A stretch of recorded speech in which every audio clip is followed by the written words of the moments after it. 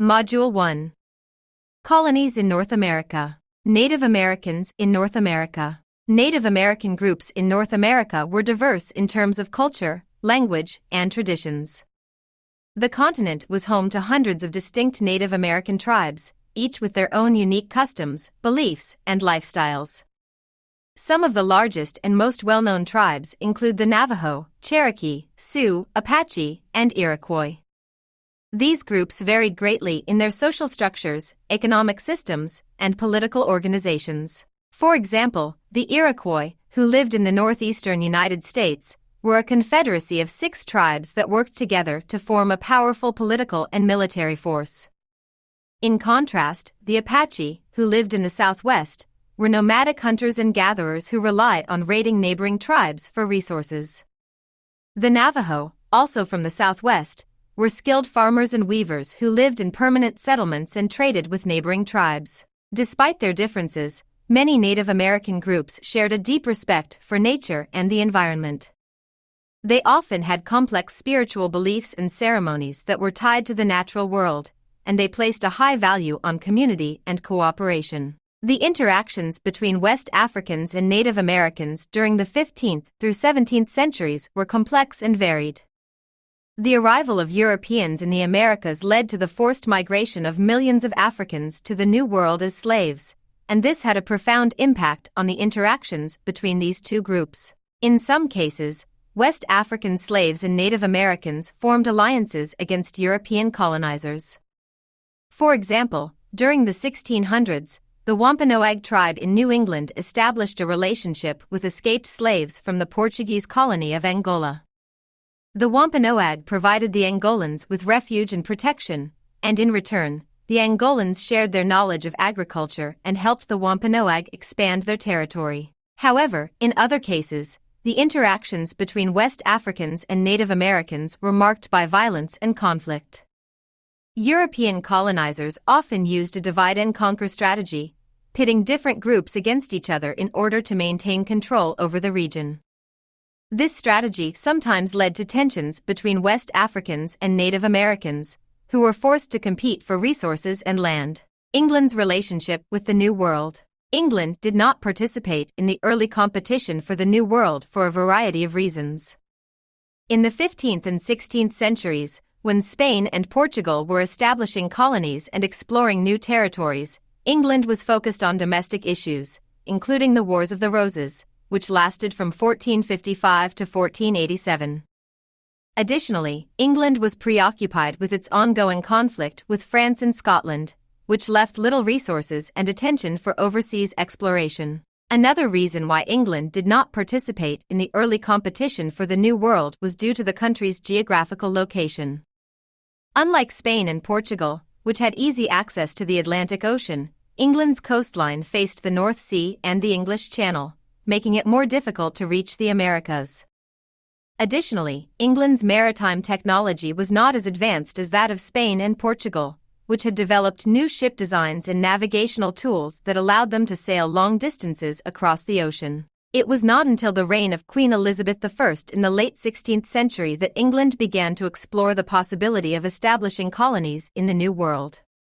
In 1583, Sir Humphrey Gilbert established a short-lived colony in Newfoundland, and in 1584, Sir Walter Raleigh received a charter to explore and colonize the coast of North America.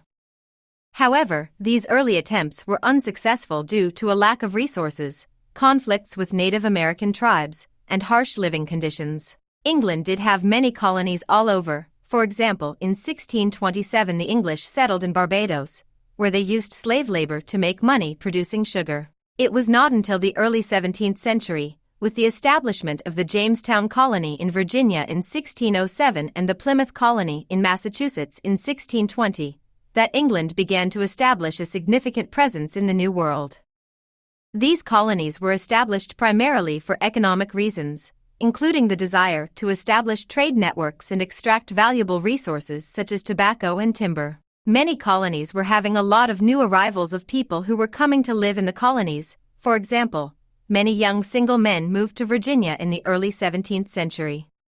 Europe's exploration across the Atlantic Ocean in the late 15th and early 16th centuries resulted in a collision of cultures due to the vastly different ways of life and beliefs of the Europeans and the Native Americans they encountered. The Europeans arrived in the Americas with a worldview shaped by centuries of European history and culture, including a belief in the superiority of their religion, technology, and political systems. In contrast, the Native Americans had their own distinct cultures, traditions, and beliefs that were deeply rooted in their relationship with the natural world.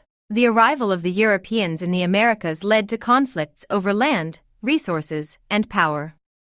The Europeans sought to establish colonies and extract resources such as gold, silver, and tobacco from the land, often at the expense of the Native Americans who were displaced or enslaved. The Europeans also brought with them diseases such as smallpox, measles, and influenza, which devastated Native American populations that had no immunity to these diseases. The collision of cultures between the Europeans and Native Americans also led to a clash of beliefs and values. The Europeans saw the Native Americans as uncivilized and primitive, while the Native Americans viewed the Europeans as invaders who threatened their way of life.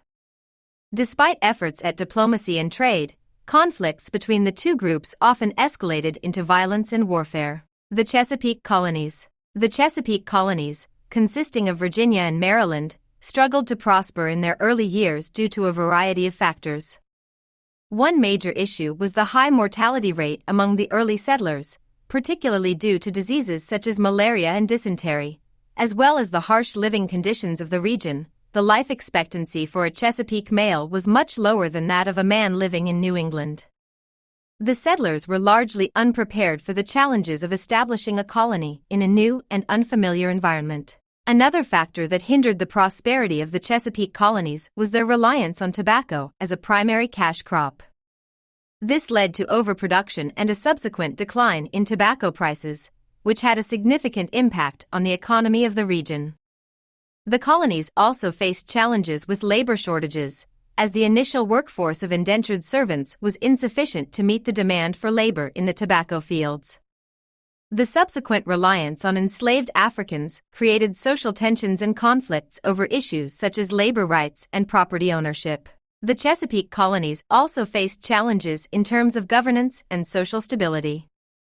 The early years of the colonies were marked by political turmoil, including disputes over land ownership and conflicts between settlers and Native American tribes. These issues contributed to a lack of social cohesion and hindered the development of a strong and stable colonial society. Carolina v.S. Georgia. The founding of the Carolinas and the founding of Georgia differed significantly in terms of their motivations, goals, and methods of colonization. The Carolina colonies were founded in 1663, when King Charles II granted a charter to 8 English nobles to establish a new colony in the region. The Carolinas were initially established as a proprietary colony, meaning that the colony was owned and governed by a group of individuals rather than the crown. The primary motivations behind the founding of the Carolina colonies were economic, as the nobles sought to establish a profitable colony that would produce agricultural goods such as rice and indigo. The Carolinas were also intended to serve as a buffer between the English colonies and Spanish Florida, which was seen as a potential threat to English interests in the region. In contrast, the founding of Georgia in 1732 was motivated by philanthropic and humanitarian concerns. The colony was established by a group of philanthropists led by James Oglethorpe, who sought to create a colony that would serve as a refuge for debtors and the poor. The colony was also intended to serve as a buffer between the English colonies and Spanish Florida, as well as to provide a military outpost to protect against French expansion in the region. The methods of colonization also differed between the Carolinas and Georgia. The Carolina colonies were established through a combination of private investment and migration, with colonists from Barbados and other English colonies moving to the region to establish plantations and farms. The Carolinas also relied heavily on enslaved Africans to provide labor for their plantations. In contrast, the colonization of Georgia was initially restricted to Protestant settlers, and the use of enslaved labor was prohibited. The colony was intended to be a model of social and economic equality, with an emphasis on small-scale agriculture and a ban on the establishment of large plantations. The colony also had a unique system of government, with Oglethorpe serving as a benevolent dictator who imposed strict regulations on the colony's residents in order to maintain social order and prevent corruption. Early New England colonies. The early New England colonies were characterized by remarkable social stability, which was due to a combination of factors.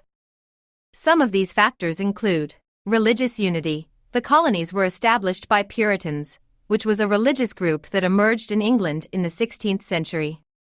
They believed in a strict interpretation of the Bible and sought to reform the Church of England from within.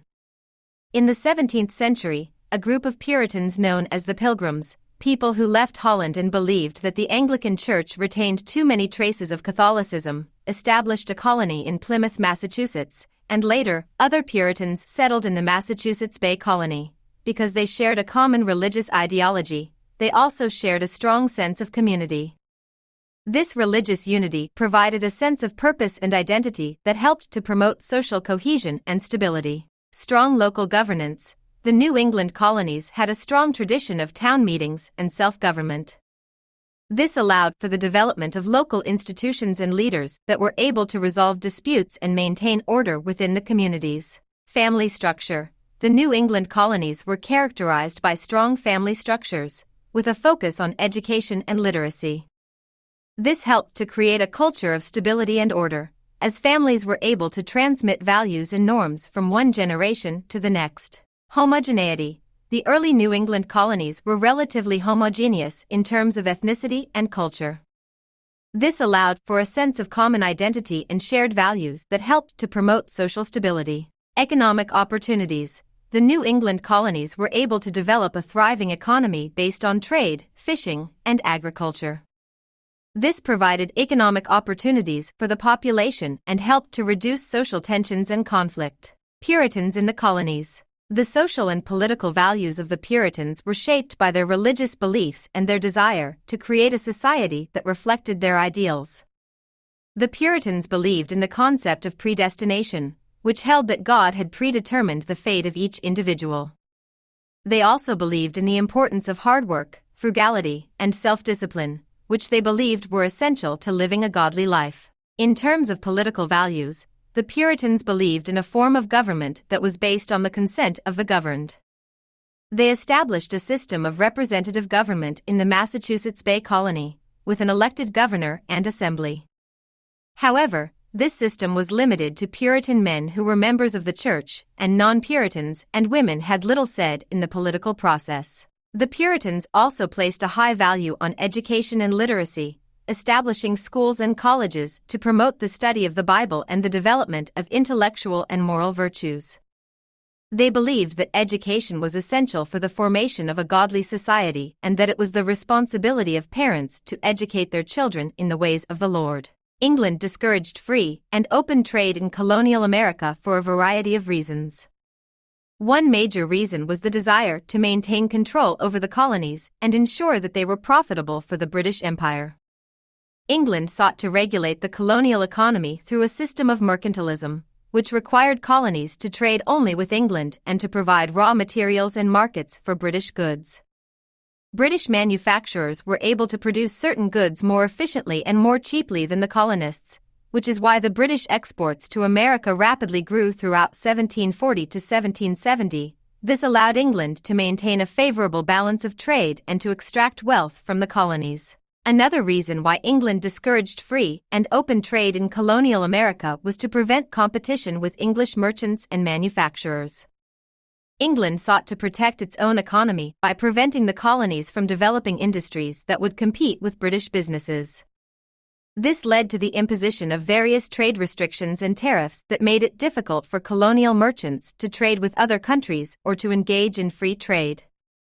In fact, defaulting on mortgages was the effect of many Massachusetts farmers' inability to sell their crops to the British Empire. Additionally, England sought to maintain political control over the colonies by limiting their economic independence. By controlling the flow of goods and wealth in and out of the colonies, England was able to exert political influence over the colonial governments and maintain a degree of power and authority over them.